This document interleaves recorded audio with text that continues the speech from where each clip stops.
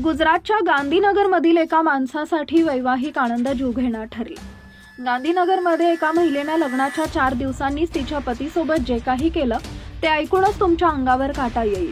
धक्कादायक बाब म्हणजे महिलेचे तिच्या चुलत भावावर प्रेम होते, परंतु तिचे कुटुंबीय लग्नासाठी तयार नव्हते आणि त्यांनी मुलीचं दुसरीकडे लग्न लावून दिलं. अहमदाबादमधील रहिवासी असलेल्या भाविकचं गांधीनगरमधील पायलशी लग्न झालं होतं. मात्र लग्नाच्या 4 दिवसांनी तिघांनी त्याचं अपहरण करून हत्या केली. प्राथमिक तपासादरम्यान पायलनंच तिचा चुलत भाऊ कल्पेश याच्यासोबत पतीच्या हत्येचा कट रचला होता असं समोर आलंय.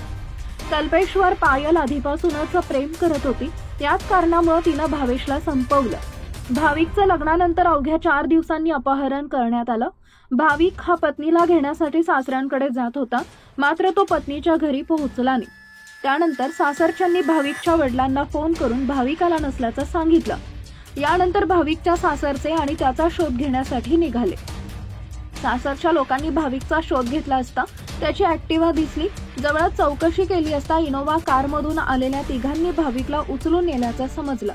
ही माहिती भाविकच्या कुटुंबियांना देण्यात आली. त्यानंतर भाविकच्या वडिलांनी पोलीस ठाण्यात या सगळ्या प्रकाराबाबत गुन्हा दाखल केला. लग्नानंतर अवघ्या 4 दिवसात पतीचं अपहरण झाल्यामुळे पोलिसांना त्याच्या पत्नीवर संशय आला. पोलिसांनी कसून चौकशी केली असता या प्रकरणात पायलचा सहभाग असल्याचं समोर आलं. पोलिसांनी भाविकच्या कुटुंबियांच्या तक्रारीवरून भाविकचा शोध घेण्याचा प्रयत्न केला होता, मात्र तो सापडला नाही. त्यानंतर त्याच्या पत्नीची चौकशी केली असता पोलिसांचा संशय बळावला आणि तिनं सगळंच सांगितलं. तिचं चुलत भावावर प्रेम होतं, पण घरच्यांनी भाविकशी तिचं लग्न लावून दिलं.